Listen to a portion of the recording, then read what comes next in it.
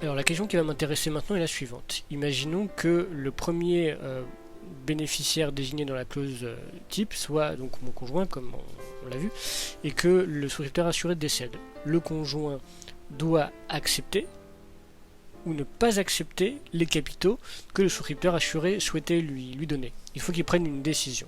En fait, l'assureur, il ne va pas envoyer un chèque comme ça, il va demander d'abord, il va s'assurer que le bénéficiaire accepte le capital présent au contrat d'assurance sur la vie que le souscripteur assuré souhaitait lui donner. Alors, si le bénéficiaire en fait refuse, eh bien l'assureur va aller voir alors les bénéficiaires des autres rangs, de second et troisième rang, dans le cas de la clause type, c'est-à-dire les enfants ou les héritiers.